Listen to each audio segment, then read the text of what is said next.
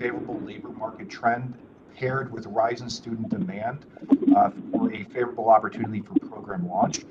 In particular, in our primary area, which is the southern northeastern area of the country, Connecticut, Rhode Island, Massachusetts, New York, Pennsylvania, New Jersey, that there's a high number of relevant job postings in the region, about 170,000 job postings in the region between July 2020 and June 2023, showing strong employer demand for the bachelor's level software development, software engineers, and also we find a very favorable market in terms of student demand, rising about 8% year over year during that same period of time as far as student demand into a program like this.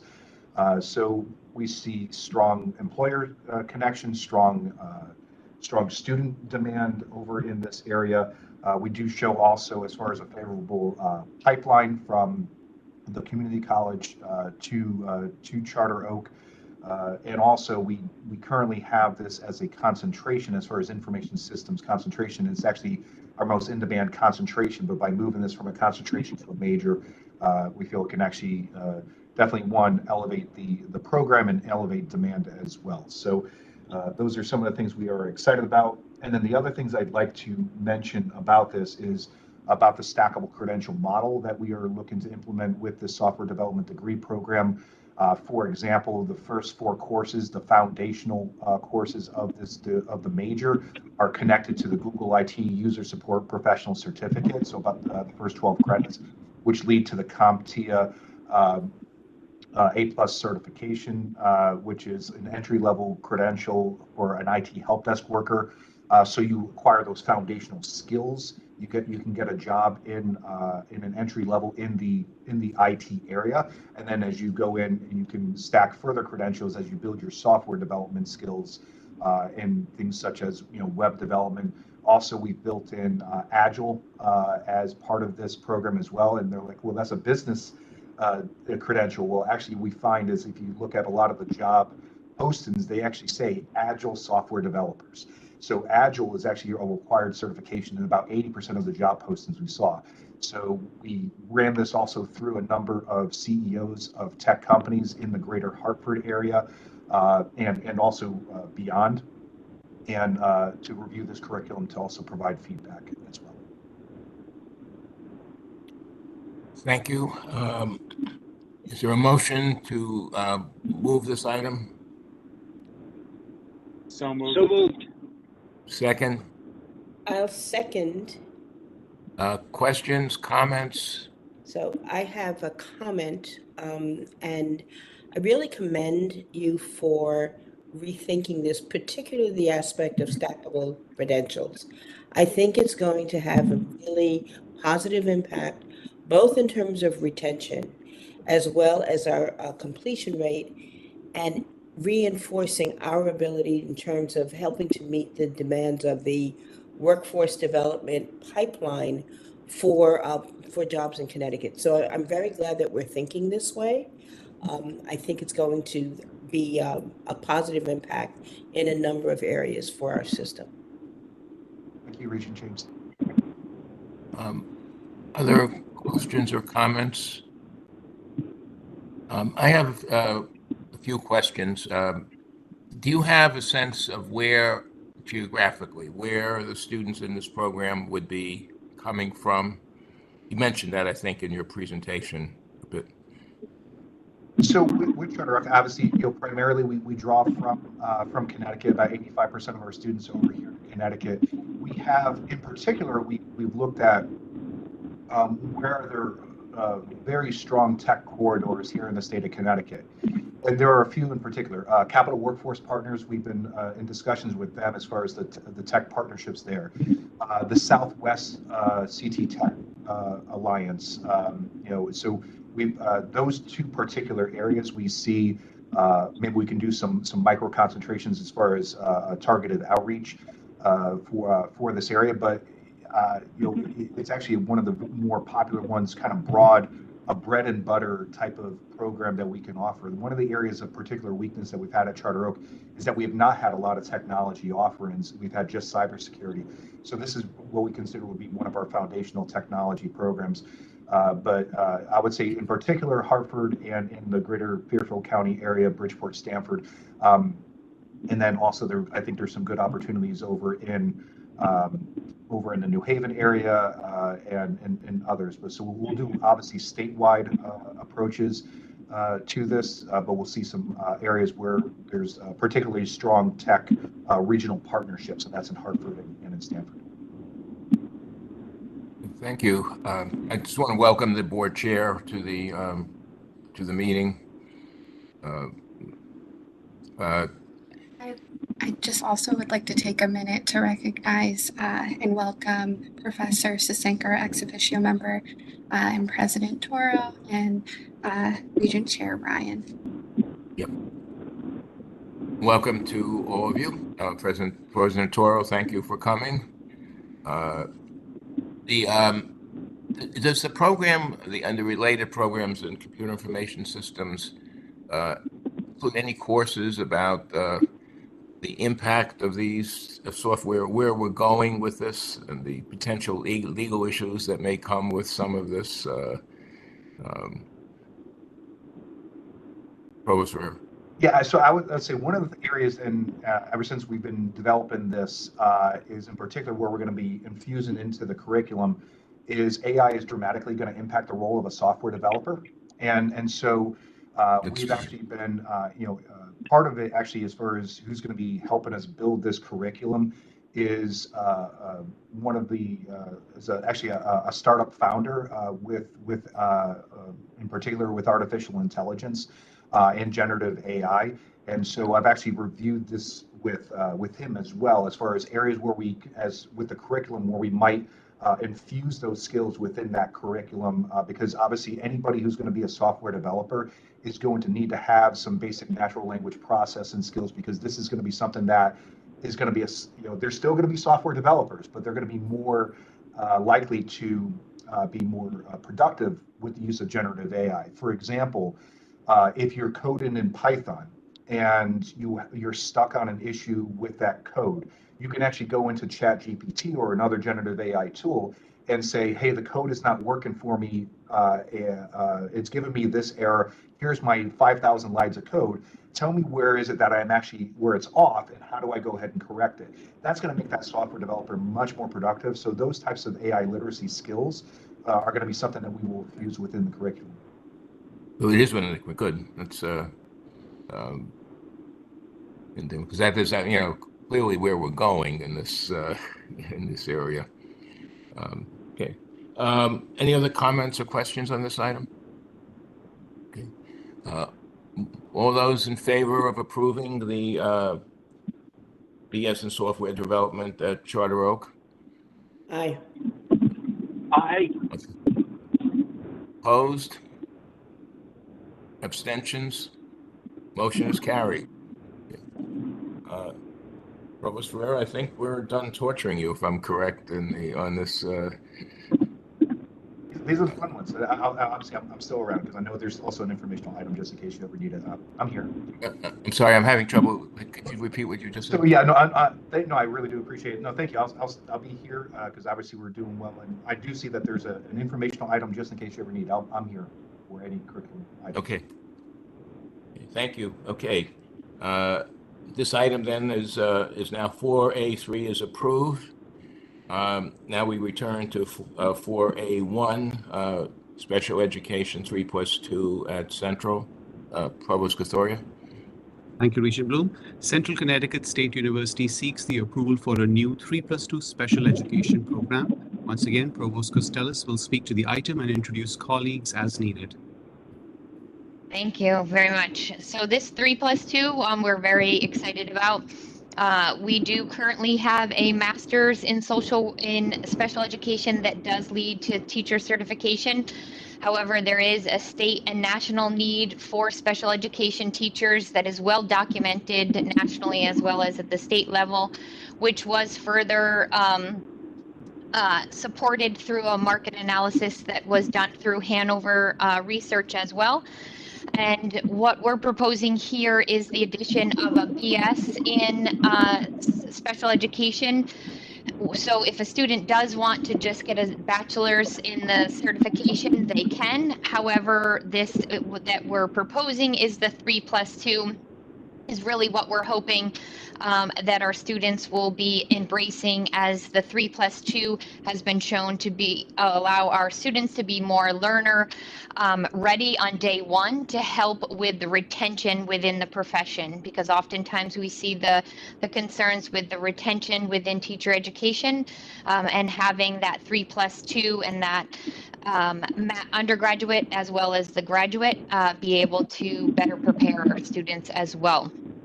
I do have Dean Paula Tolte here too as well, that can follow up on any questions that anyone may have, or welcome her to add anything that I may have missed as well. Do you have anything, Paula? Thank you. Thank you so much, Provost Costellas. Good morning, everyone. Thank you for hearing about our proposal. We do believe that a 3+2 model, which enables our candidates not only to obtain certification, licensure in year 4, but continue to grow as early professionals into a master's program for that final year within the 3+2, will not only serve them to be better prepared to teach, but also to assist in the leadership in the schools around inclusivity and equity for all students, including those who are second language learners, as well as those students who are neurodiverse. And I'm happy to answer any questions anybody has. Thank you. I have a motion to approve this program. So moved. Second. Second. Thank you. Comments, questions about this? Regent James, did you have a? No, I'm very excited about this program. So yes. No, you were interested in this area, and you've been interested in this in the past. Exactly. So I'm just really pleased to see it coming to this kind of fruition. It's great. Any other? Yes.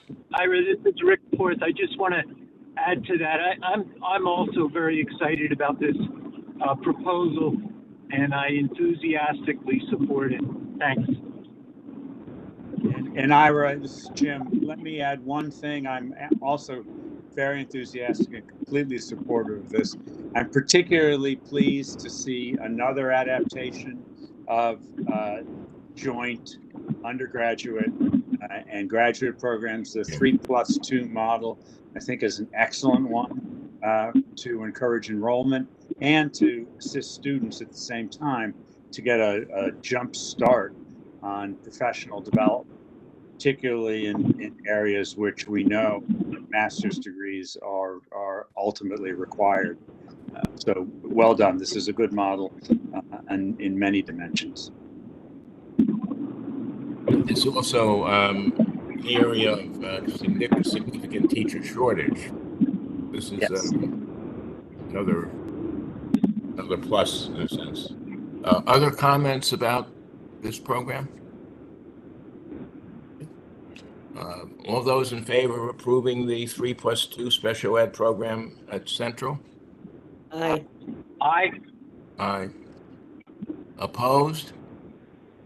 Abstentions? Program is approved.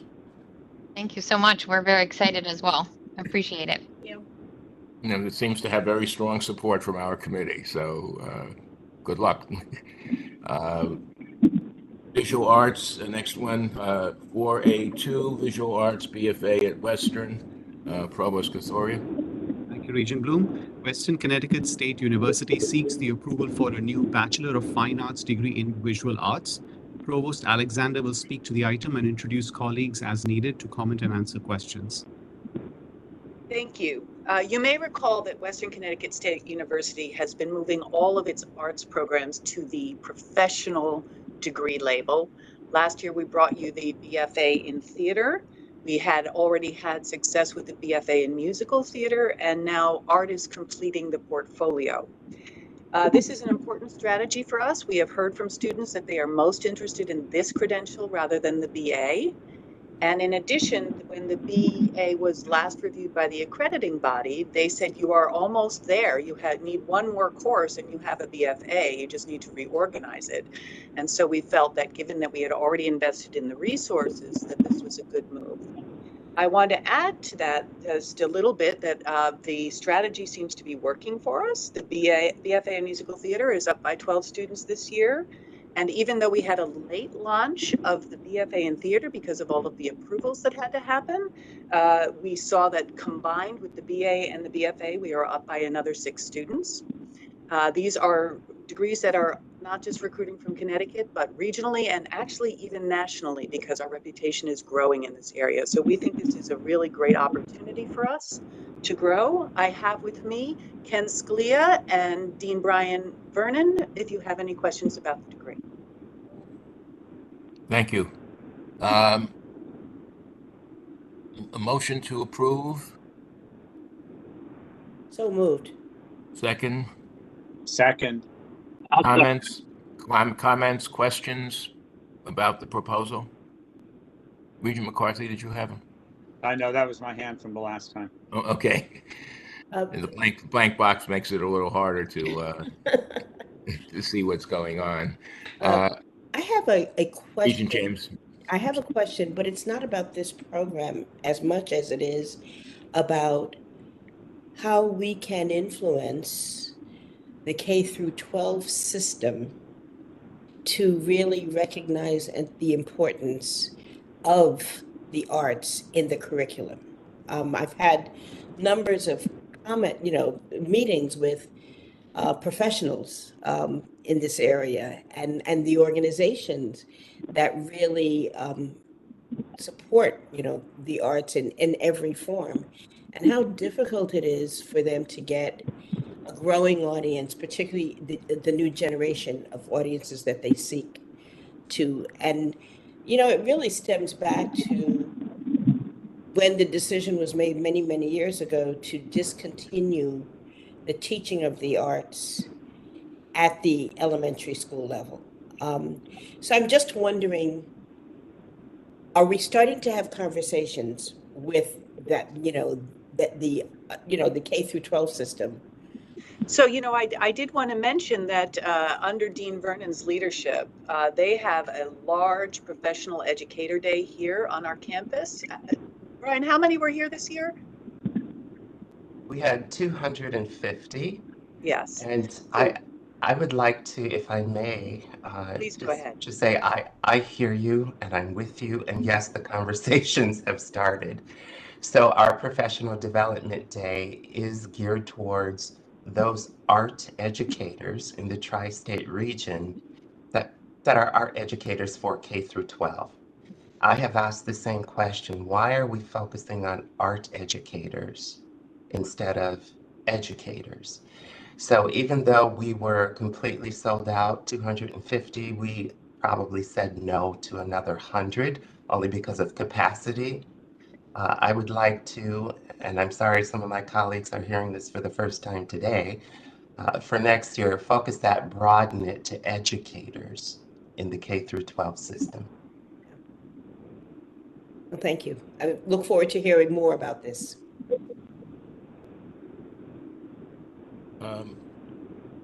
Move this item. Motion to approve. So moved. Second. I'll second. Thank you. Further comments, questions? Okay. Seeing none. All those in favor? Aye. All right. Aye. Opposed? Abstentions? Motion is approved. Thank you. Congratulations.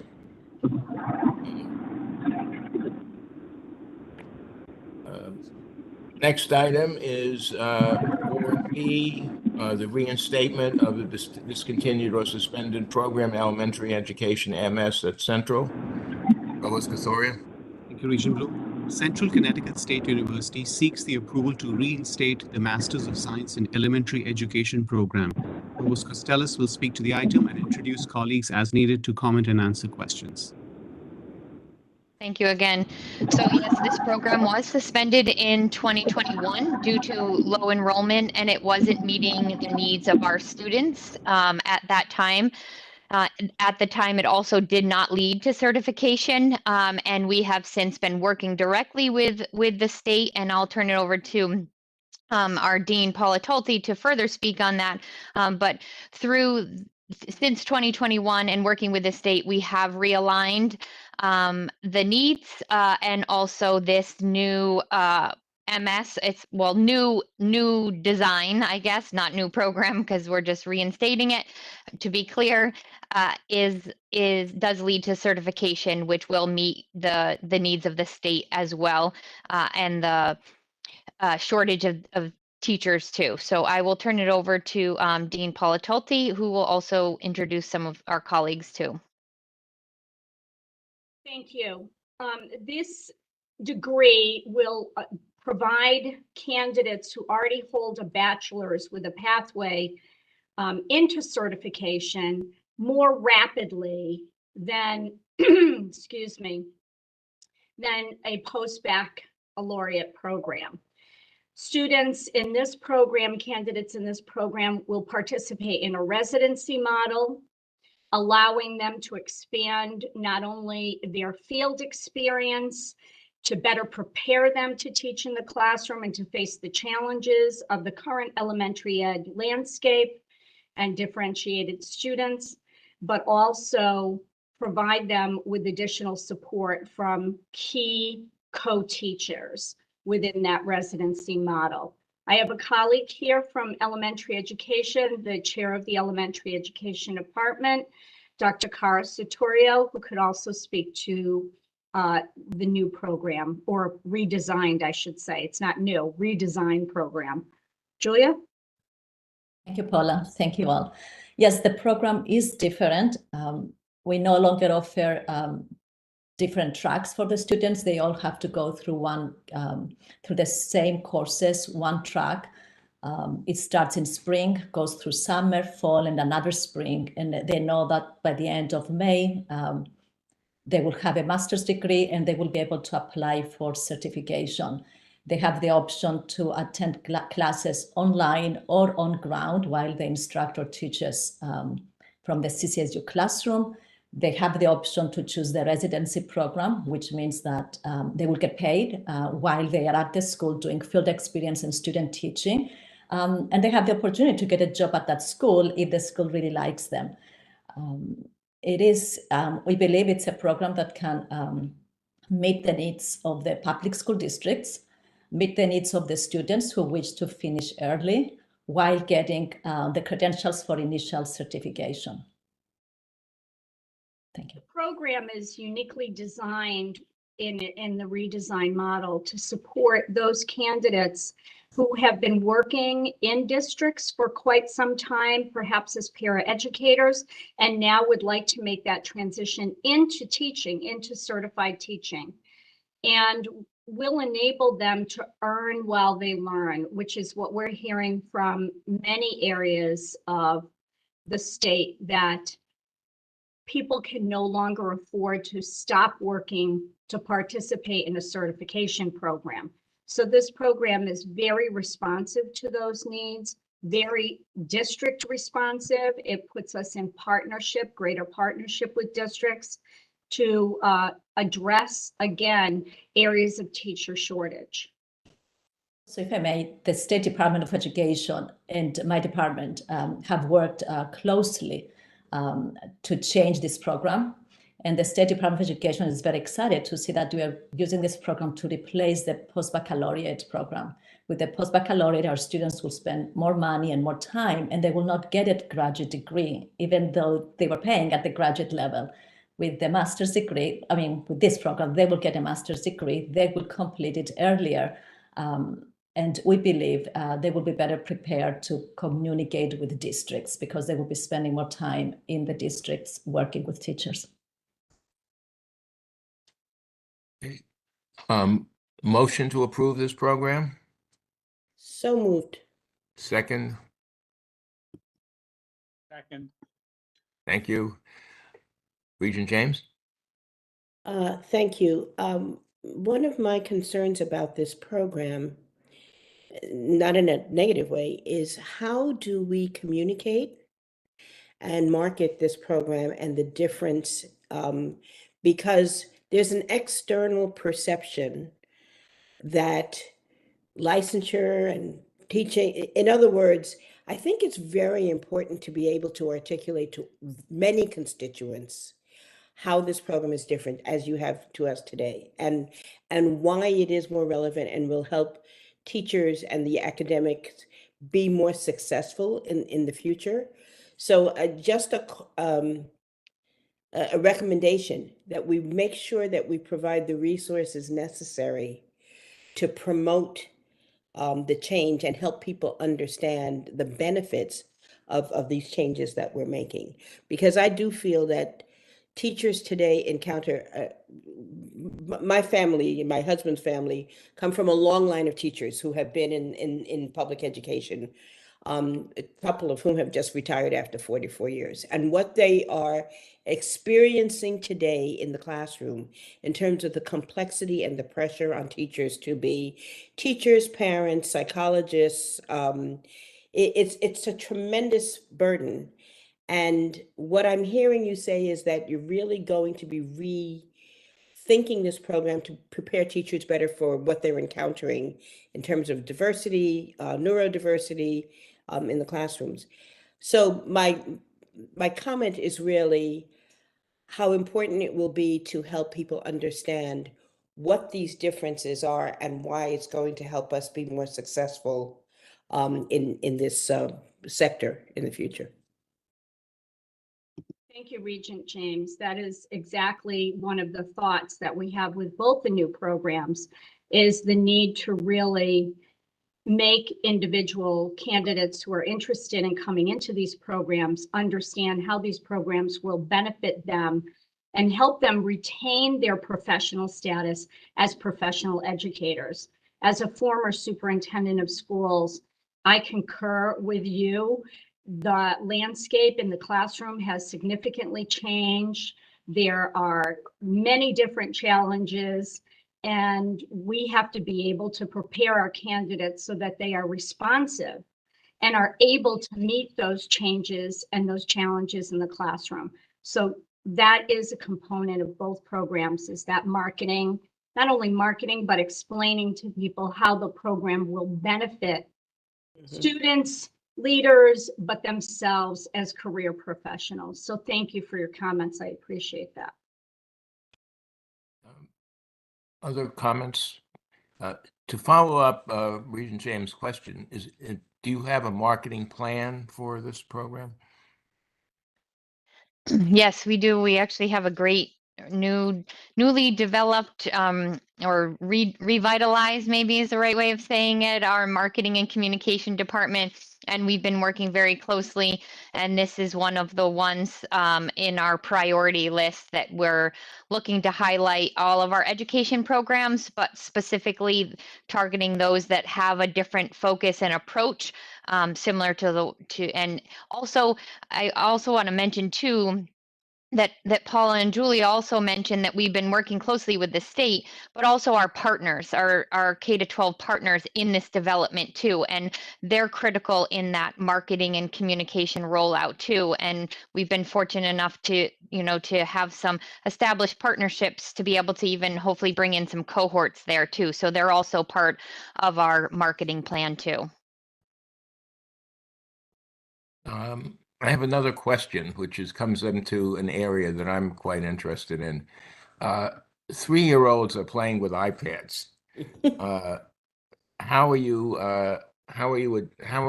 the teacher education adjusting to making sure the teachers at least are ahead of the students, if that's possible at these days, in the classroom? Question. Leah, you want to speak to that? Sure. Yeah, that's a tough question.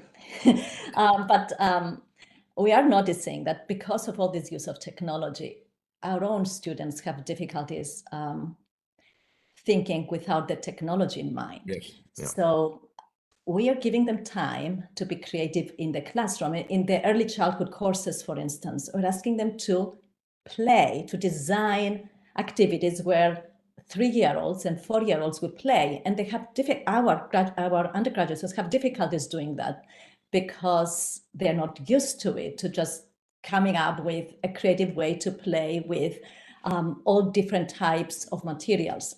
So we are trying to do that with the early childhood program. With the elementary education program, we're seeing that our students are so used to using websites to find information and create lesson plans that we are pushing them to do a lot of the work in the classrooms with us, because and that is what they will have to do with their own students. I mean, technology is one thing, but just because children are using iPads and the internet all the time, it doesn't mean they know how to critically assess websites and information on the internet.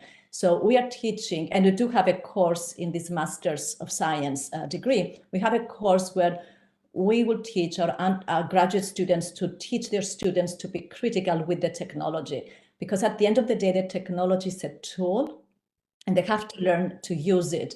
We know that in schools, teachers are doing read aloud through technologies. They're just using an application to read to the students.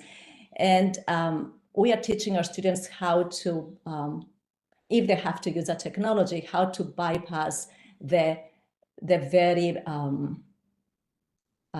that interaction between the machine and the students. Really, there has to be an individual to stop and say, let's look at this word, let's question the author. This is a very specific strategy you use. Why do you think this was included and this other thing wasn't included?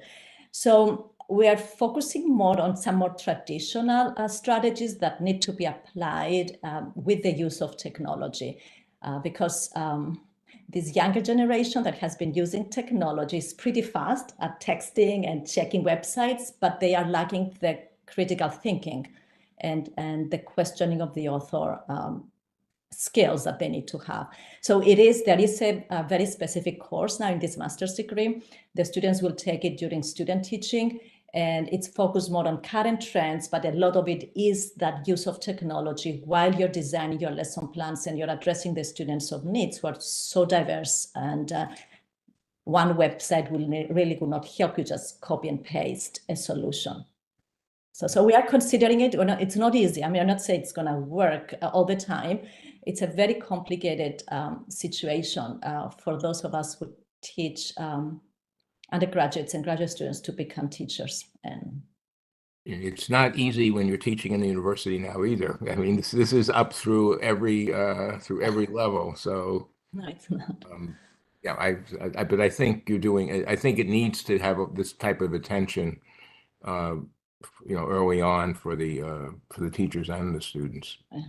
Okay, thank you. Thank you. Any other questions or comments? All those in favor of this proposal, the reinstatement? Aye. Opposed? Abstentions? We are recommending to the board that the program be reinstated to the full board. This committee. Thank you very much. Thank you. Thank you. Hi, Next, this is Maureen from. I'm sorry. I'm sorry, this is Maureen from Charter Oak. I just want to make a comment, if I may. I'm excited about this program, and I think that this fills a need that our students at Charter Oak have. And I'm so interested in collaborating and seeing if we can have you come even do a virtual presentation to our graduating seniors, because we are the feed-in from CT State. Most of the early childhood and paraeducators, I think, are coming to Charter Oak. They're often left wanting to become certified teachers, but they don't know how to do it. And this program that you've just presented, I think, is what we've been looking for. So I will be in touch, and I congratulate you on bringing this back. It sounds like it's going to be a great program, and you have our support. Thank you, Maureen. I look forward to collaborating with you. Thank you. Thank you. This is an interesting and useful exchange. So I'm glad that we've been able to do this. Thank you. And the next item is the new college, quote unquote, the College of Health and Rehabilitation Sciences as Central. Provost Kathoria. Thank you, Regent Bloom. Central Connecticut State University seeks the approval to establish the College of Health and Rehabilitation Sciences. Provost Costello will speak to the item, and I once again welcome President Toro, who is willing to answer questions related to the College of Health and Rehabilitation Sciences. And I also want to add my welcome to President Toro for joining us at the committee meeting. Thank you. Okay. Provost Costello, are you starting? Are you starting, or is President Toro starting? What? I can start. Yes, Yes. please, Provost, start, and then I will add anything that you have not mentioned or the most recent developments. Sounds good. We are very excited to be here. I think this has been in the development for more than 2 years. And I think the excitement, as you see our team here supporting it as well as from afar too. I wanted to go highlight some of the things that were in the proposal. As I just mentioned, this was in development for more than 2 years. We did establish a task force that was led by faculty that conducted their work for more than 15 months. They followed a strict or strongly aligned with our shared governance process. And actually, even though the task force work is done, they are still continuing to report out to our faculty senate on this process too. So even though their work is technically done, they are still working as they are all excited to see this come to the approval process as well.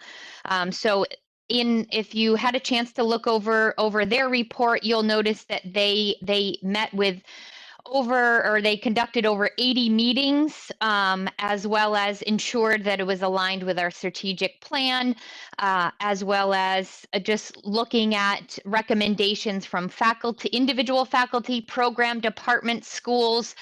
We really wanted to open it up and have that discussion and create that excitement.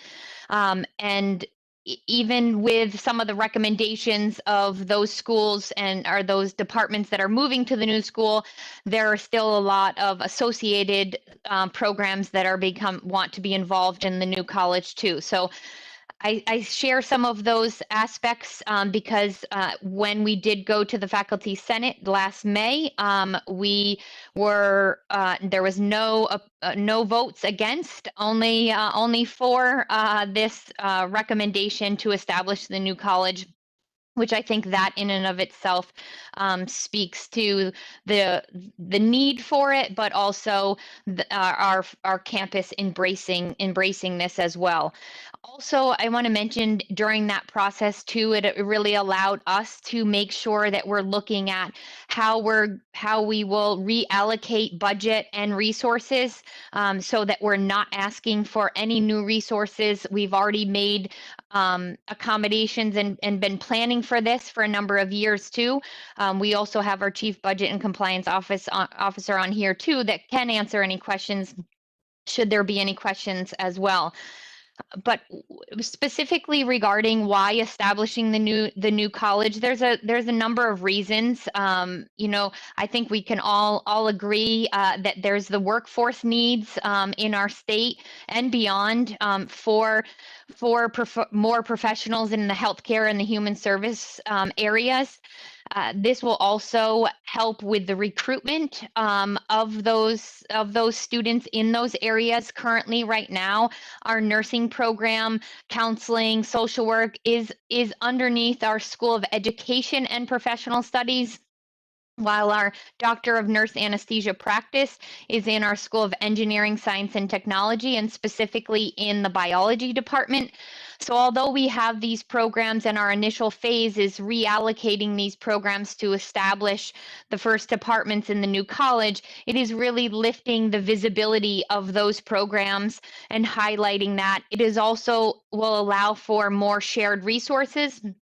Just in this process of the task force, we are already seeing the discussions across the Doctor of Nurse Anesthesia practice and nursing, for example, collaborating, sharing space, sharing resources, expertise, faculty, and so forth. So it has already proven to be, beneficial. Also, establishing the new college will allow greater partnerships to be strengthened as well as developed too. And one piece that I want to mention regarding why and kind of what distinguishes us, because this was something that we went through a lot of needs analysis, market analysis, and like I said, even more than two years in looking at that. What is different about this college is really the focus in how we're proposing to continue to prepare our students through an interdisciplinary focus. I think, as I just mentioned, even through the task force and bringing the faculty together and talking about it, we're already collaborating. One of my meetings this morning was actually talking about how our nursing students, our theater students, and our Doctor of Nurse Anesthesia practice students are doing a workshop next week. And that's as a result of some of this all coming together. So that interdisciplinary focus in the preparation, but really the experiential learning opportunities, as well as the community engagement piece. Because what I haven't shared, hopefully you saw it in the proposal, is really a large anchor of this school is the development of the community health education clinic, which we have already been able to pilot. We have a physical space with the hopes of continuing to grow that space. But already during that pilot, again, has created that level of excitement and really providing better opportunities for the preparation of our students. For example, I know just in talking with our nursing program, having the nursing, because let me back up for 1 second. This clinic is also student run. So the students would are in there, and they are working side by side with some of our exercise science students and talking about nutrition and fitness assessments while they're doing blood pressure and so forth, as well as our social work students. So there's a lot of those synergies and the preparation. Again, through the development, we saw and heard from a lot of our partners that oftentimes we prepare our students to be, focused and prepared for their content areas in their field. But once they're out there working with other professionals, they don't know how to necessarily interact with the social worker or interact with,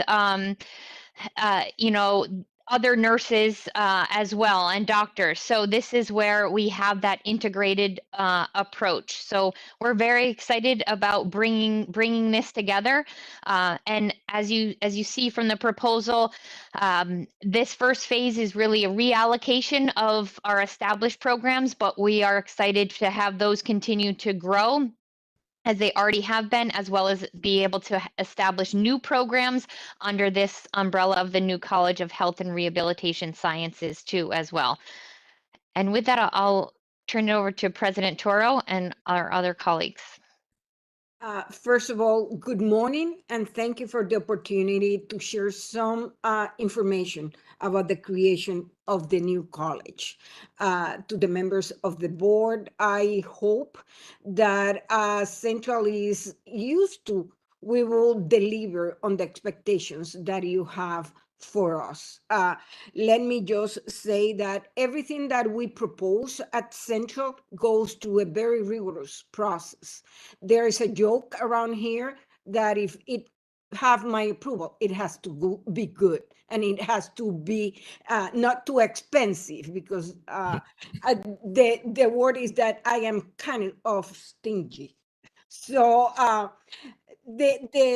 but now, in seriousness, the idea of creating the college was first discussed with the President's Advisory Board. I have an advisory board of more than 20 leaders from the community in different areas, but a good number of them are in the healthcare industry.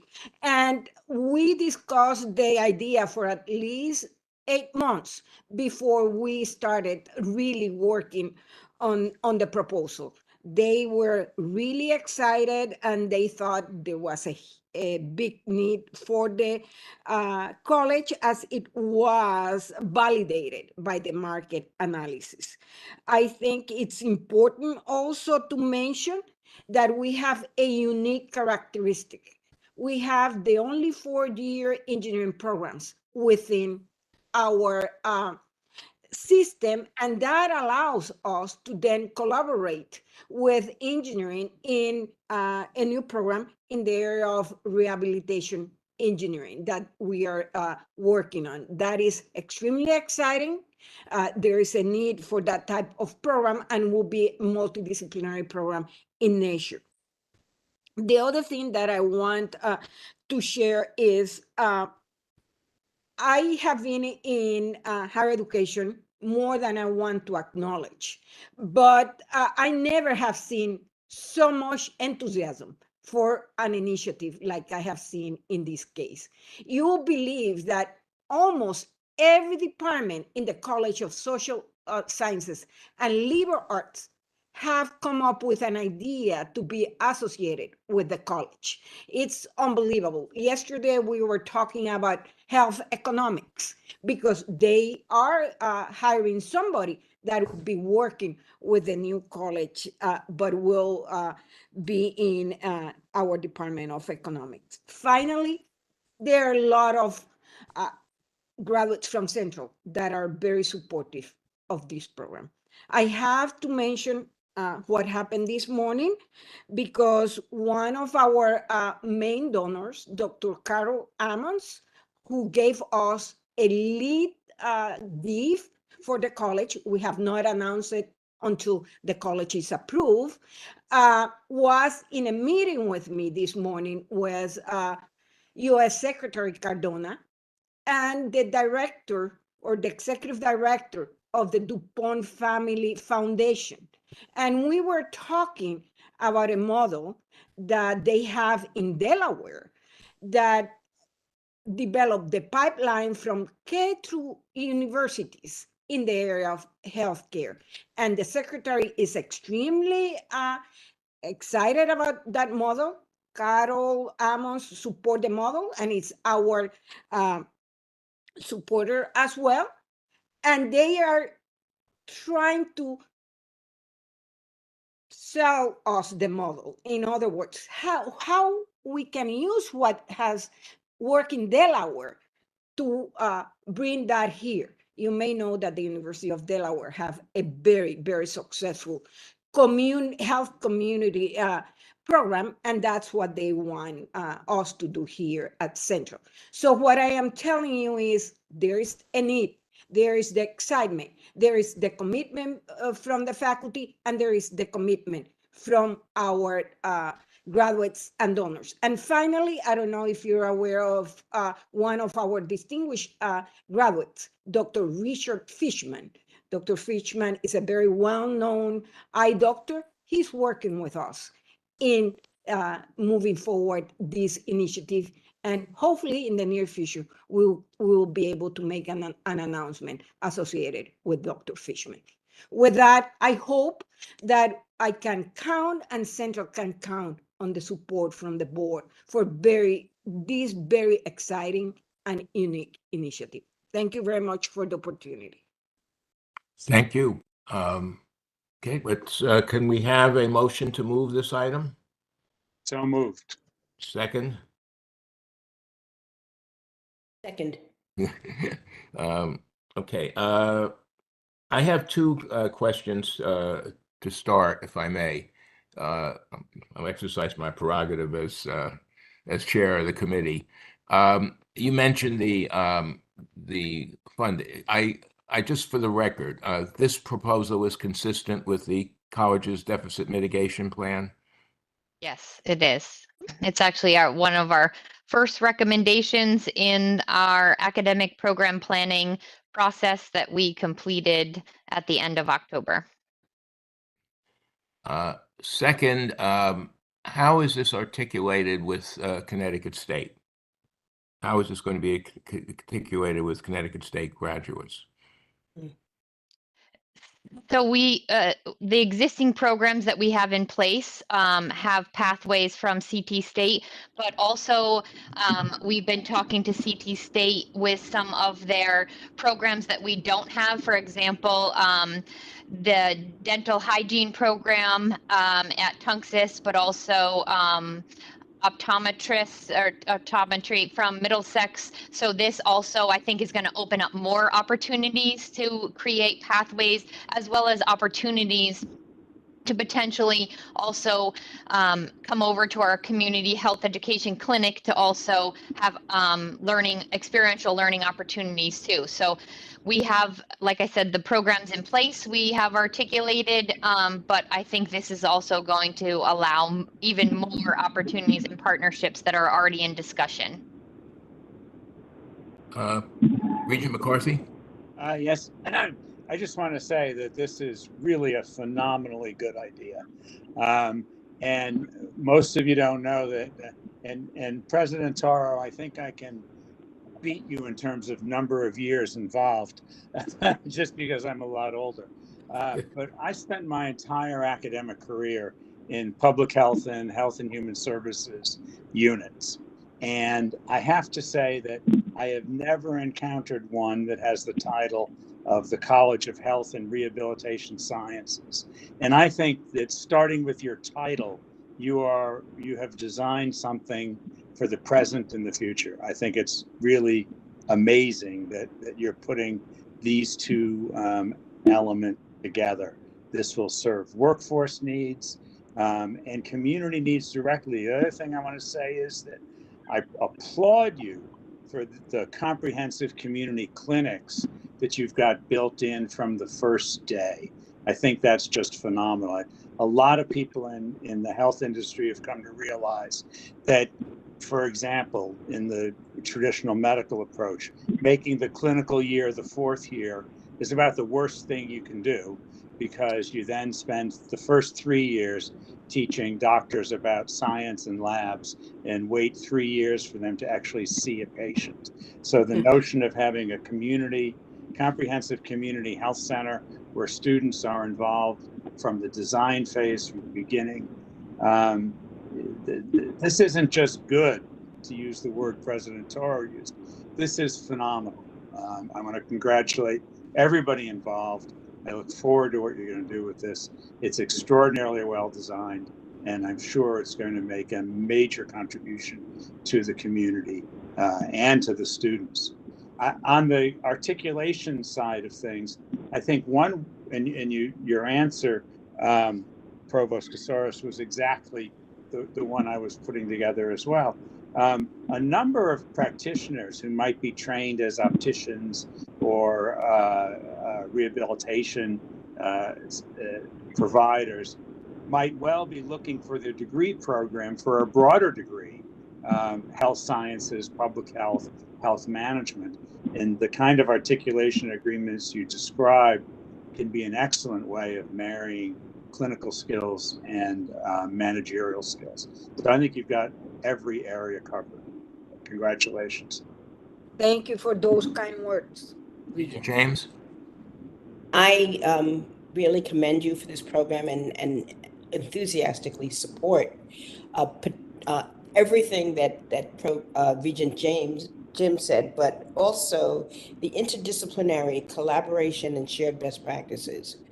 My word of caution, though, is that we also articulate and communicate what will go away. I mean, I think as a system, we have a tendency to really innovate and create new programs and not articulate what they will replace. That, in other words, we're not going to layer this new program on top of everything else that we're doing, that because part of the new program is to innovate and make our whole process more effective and more efficient.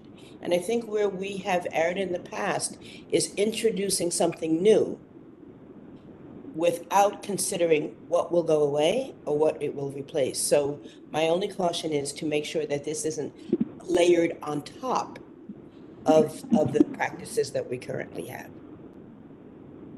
Great. Regent McCarthy, do you have another comment? No. I think there's a lag in hands going up and down. Okay. One of the question I have, in ancient times, and I hate to say this, more ancient than any of the other people I suspect around here, I was the head of something called the Bronx Health Manpower Consortium, which was established in the early 70s, I guess it was. It didn't survive as long as it should have. And the question, I guess, is how is this going to be institutionalized so that it becomes, it's another side of what Regent James asked. Not only what is it replacing, but how is it going to become institutionalized to the point where it'll have long-term staying power?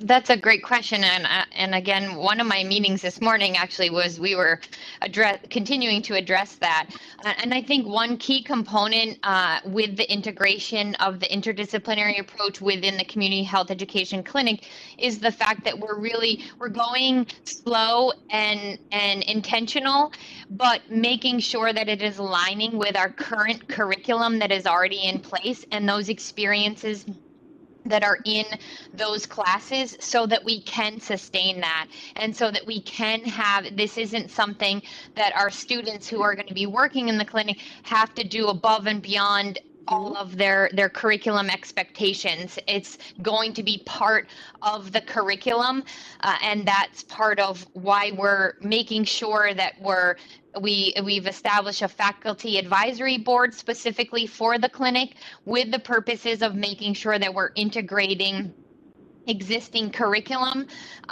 now, so that what can we do now, and then because there's always great ideas of what we can do, but they're not present in the curriculum yet. So that's why we're really truly focusing on, and maybe going a little slower than maybe Toro's timeline, but it's for that intentional purpose, and making sure that it's sustainable. So our plan is looking at what we have now, how can we integrate it, then having a plan for embedding more experiences within new curriculum, within new programs, and beyond. So that, to me, when I was listening to both of your questions, that I'm thinking about all of these discussions that we've been having to make sure that we're not adding something to it or an expectation that is unrealistic, because in all of these programs, the level of expectation for clinical hours is a lot, and that's actually one of the reasons why we want to have this clinic on our campus,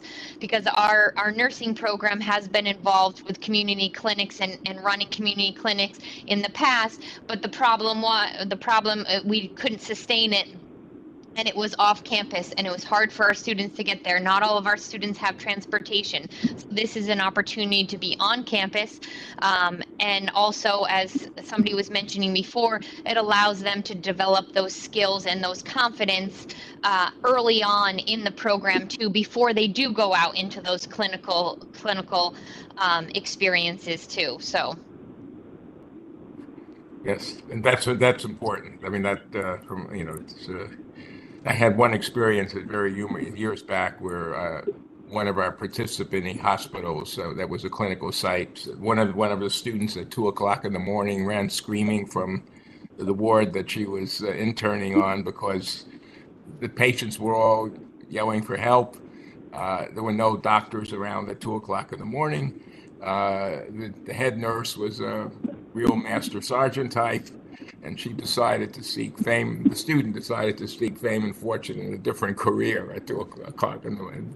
It was this is a challenging. Obviously, this is a challenging enterprise. Any other comments or questions? I'm sorry to interject. Any other comments or questions? Okay. Motion to approve motion to approve the new college. So moved. So moved. Second. All in favor? Aye. Aye. Aye. Opposed? Abstentions? The new college has the committee's approval, will be recommended to the full Board of Regents for its December meeting. Thank you very. This was thank you very much. It's very interesting. Thank you. To the members of the board, and at least while I am here, we will be very, very serious in terms of accountability and making this a success. I am sure that it will be institutionalized before I leave. Okay, thank you. Thank you for coming, President Toro. Thank you. The next item is the continuation of the Center for Educational Assistive Technology at Southern. Provost Katoria. Thank you, Regent Bloom. Southern Connecticut State University seeks the approval for the continuation of the Center for Educational and Assistive Technology. AVP Milburn will speak to the item and introduce colleagues as needed to comment and answer questions. Thank you, Provost Kathoria and Regent Bloom and the regents presented here. I'm very pleased, and in light of our previous conversation about the importance of technology education, this center, directed by our colleague Bo Zamfer, is really vital to the education of all of our students at Southern. So I have Bo Zamfer here to talk more and tell you a little bit about what's been happening and his hopes for the future. Thank you so much, and good morning, everyone, and thank you for having me. As I was preparing to present today, I actually asked ChatGPT for a lighthearted joke that I could use to start the presentation. And then I got so far as you've reached the current usage cap for GPT-4. So I'm not entirely sure if how much we have to worry about its usage in education. But all joking aside, AI will play a large role in education as we move forward. And I think that it will play a large role in the life of our center for the next 7 years as well. But I'd like to begin with a look back before we look forward. Established in 1989, the center has been at the confluence of technology and education for 34 years now. And as we embark on another 7 years of existence, I think it's important to both reflect on the past as well as look forward to the future. One of the most dramatic forces of change in education in general during the past 7 years has been the pandemic. And I think it's important for us to learn what we can from it so that we can apply it moving forward. That our center has been around for so long is a testament to the fact that our system recognized early on the potential impact of technology in education and the need to address it. At the same time, the flexibility allowed within the system has really allowed the center to continuously reflect and adjust its mission. So one of the most important changes that we made 7 years ago was to officially recognize that pedagogy, just as much as technological know-how, plays a large role in the implementation of technology in education. The evolution of universal design and universal design for learning really afford us the opportunity to understand how we can make both technology and the education process accessible and meaningful to all. The fact that the center embraced the concept of UDL really positioned us well to address the pandemic's effect on education.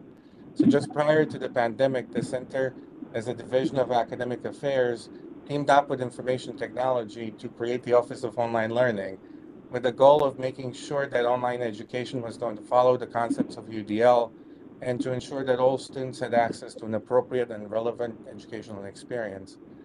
But this rapid switch to remote education during the pandemic really illuminated both the things we do well and the things we need to improve in this medium as we continue to apply these lessons that we learned well after the end of the pandemic.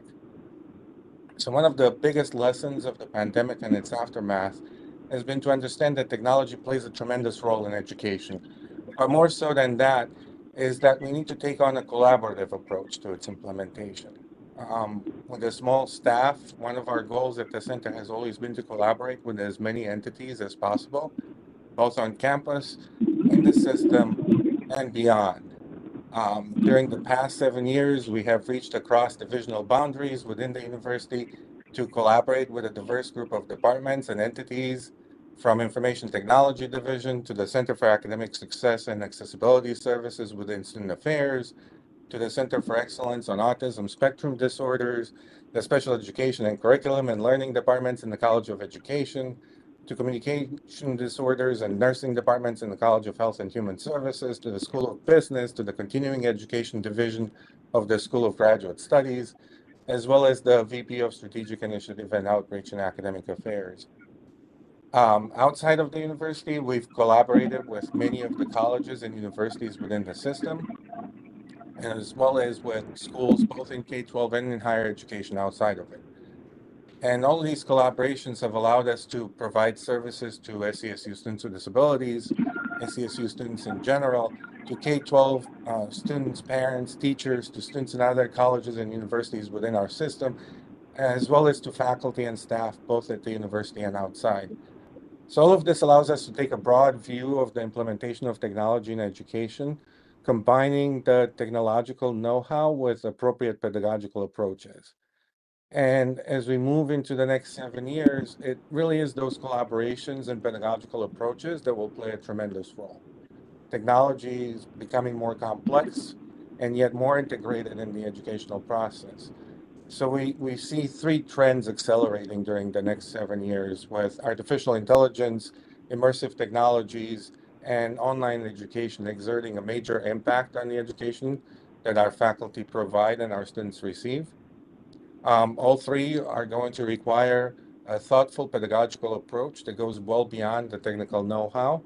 And I think only through strong collaborations we'll be able to successfully provide our students with the education they need and deserve so that they can continue to make a vital impact on the future of our state and beyond. So we look forward to the next 7 years with excitement, and I think we're ready and prepared to face the challenges ahead of us. Thank you. Motion to approve this? So moved. Of the Second. Second, okay. Comments, discussion?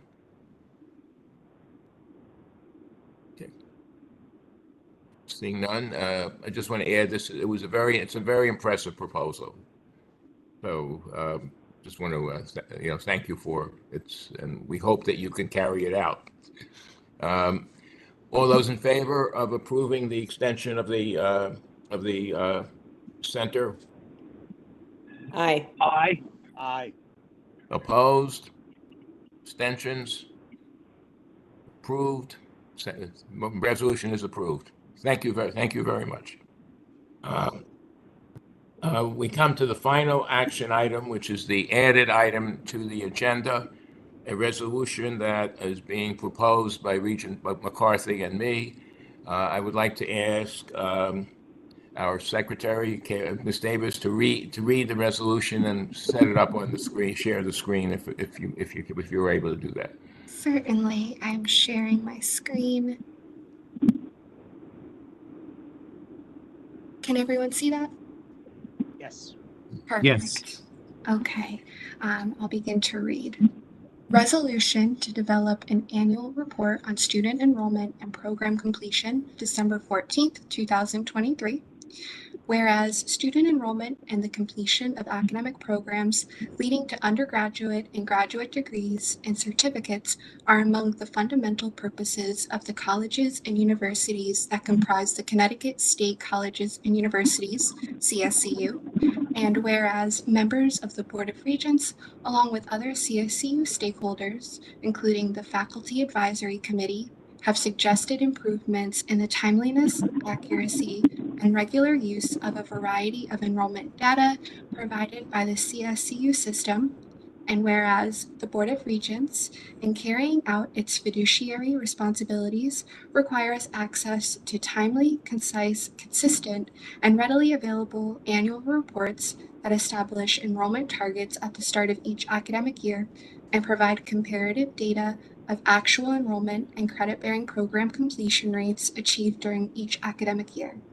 Resolved, the CSCU Chancellor, in collaboration with CSCU staff, shall develop an annual report on student enrollment and program completion, annual report, and shall submit the annual report in 2 parts to the Board of Regents through its Academic and Student Affairs Committee as follows. Part 1. shall include an analysis comparing each CSCU institution student enrollment projections made before the beginning of each academic year with the actual enrollment numbers attained during that year. Part 1 of the annual report shall be submitted to the Academic and Student Affairs Committee annually on or before May 1st, beginning on May 1st, 2024. Part 2 of the annual report shall include data on credit-bearing program student completion rates at each CSCU institution for the same academic year and shall be submitted annually to the Academic and Student Affairs Committee on or before September 1st, beginning on September 1st, 2024. Thank you, Ms. Davis.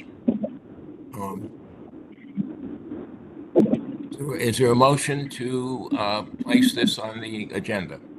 It's on the agenda to move it forward. So moved. Second? I'll second. Okay. Comments, discussion? Ira, this is Rick Forth.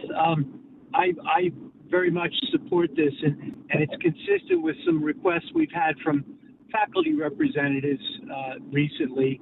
I think this is an important part of our responsibility as Regents. My question has to do with some stackable credits and licenses that we get involved with that don't necessarily in a degree. Will this report cover those measurements?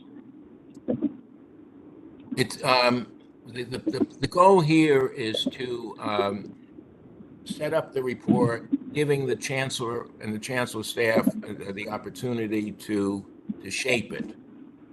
So that would be one consideration that would be involved. It is focused on credit-bearing degrees, certificates, associate degrees, bachelor, etc. Rick, on the issue of stackable credentials, which is something that was very much in our mind as we, as Ira and I were going through formalizing this, right. When we talk about degree credit-bearing courses in non-degree programs, that's exactly what we have in mind. So we're looking for certificate programs that require students enrolled to take degree granting courses, specifically so they can use those to create stackable credentials. Now, we recognize that we're leaving out a certain subset of non-degree programs, and it may be that moving forward, we are able to include those as well. But we thought for now we wanted to focus on in the resolution the results that we are capable of generating now or in the very near future, namely by the end of the time period of this year. But we're certainly interested in the stackable credentials part of it, and I think we would cover that by looking at credit-bearing courses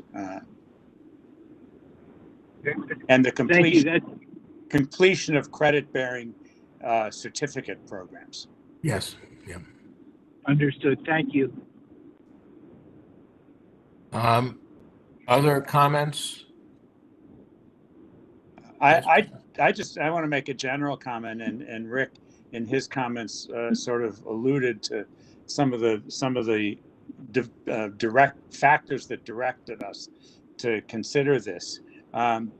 This is an amazing coalition or coalescence of interests throughout the university, from faculty through each of the colleges, through the central administration, through the board. Everybody recently has raised the importance of the focus on enrollment and student success. And just in terms of the number of formal meetings, this was an important focus.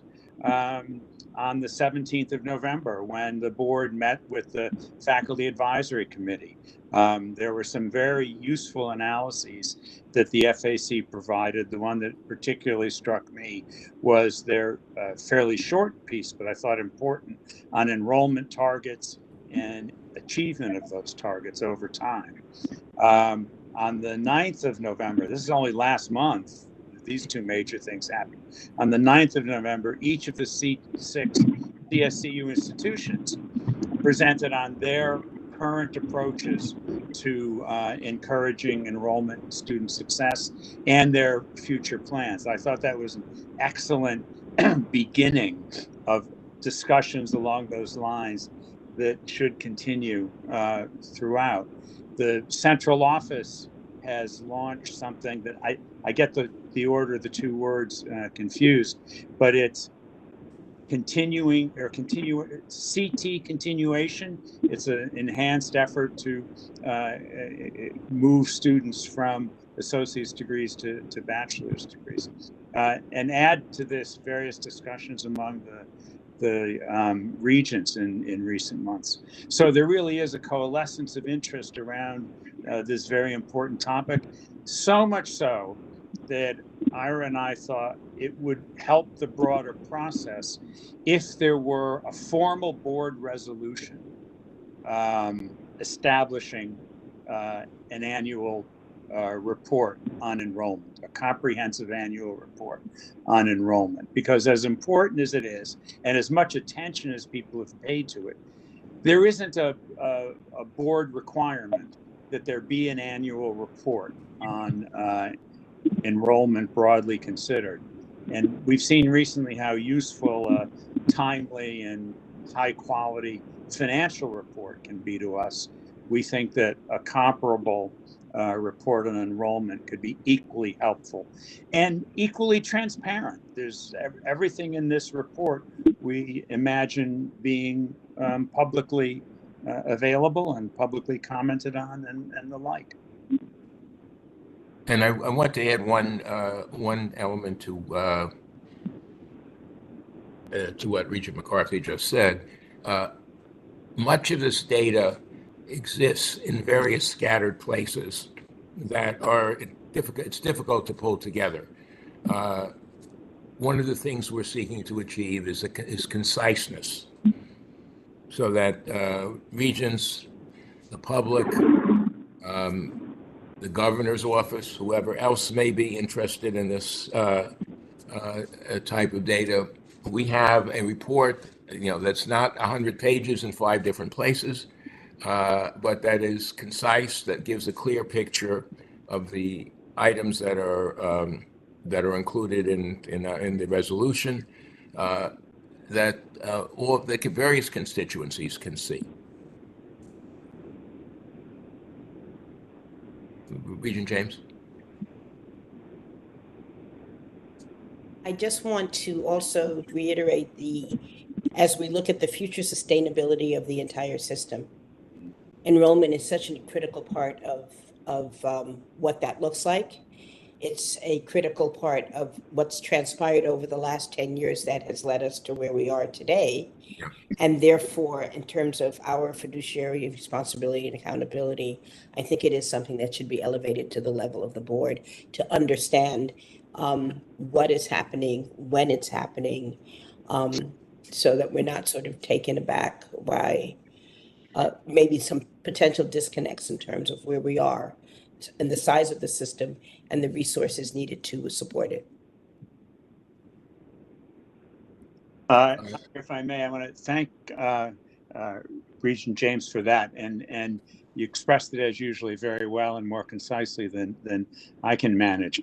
But I did, in Ira and I did think about the line between our fiduciary responsibilities as a governing board and the line between the responsibilities of faculty, campus leadership, and central leadership to run the institutions.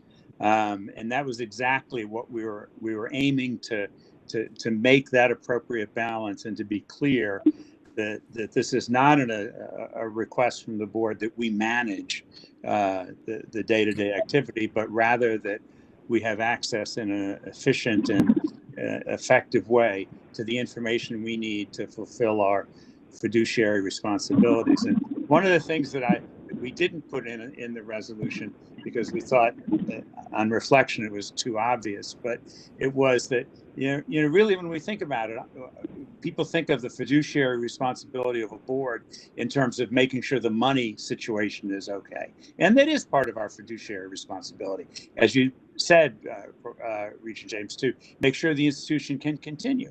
And really, we see, and everybody sees this, there are really just two major sources of revenue for the Connecticut State colleges and universities. One is a state appropriation, and the second is the collective amount of student tuition aid. So from that perspective, we very much want this to be laid out as part of our fiduciary responsibility to ensure the current and future well-being of the Connecticut State colleges and universities. Further comments? Resolution, we'll move the resolution. All those in favor of approving the resolution? Aye. Aye. I must say, it requires a 2/3 vote because this was not on the published agenda. So we need 3 of the 4 votes of the voting committee members to go forward. So, Aye. aye. Okay. Aye. So we have just for the record, all 4 of the committee members present vote in the affirmative. Correct? Yes. Yes. Noted. Yes. Okay. Yes. Yes. Therefore, any abstentions, any opposition, resolution is approved unanimously by the committee. Okay. The last remaining item is the informational items below threshold. Is there any comment on any one of those items? If they don't require committee approval, but unless somebody has a question or comment to make. Seeing none, I will accept probably the most popular motion of the morning. Is there a motion to adjourn? So moved. Is there a second? Second. Okay. All those in favor of adjourning? Aye. Aye. Aye. Opposed? Abstentions? I just want to thank everybody for their presence and participation. I hope everyone had an enjoyable Thanksgiving holiday. Now we have the kind of rush to December is always an interesting month in higher education. Rush to the Christmas holidays and New Year's, the holiday period, New Year's period. So I thank everybody and wish everybody here a good holiday period, and to thank everybody for their participation. Thank you. Thanks, Ira. Thanks, the motion everyone. adjourn is Take approved, has been approved. So. Your live stream has stopped.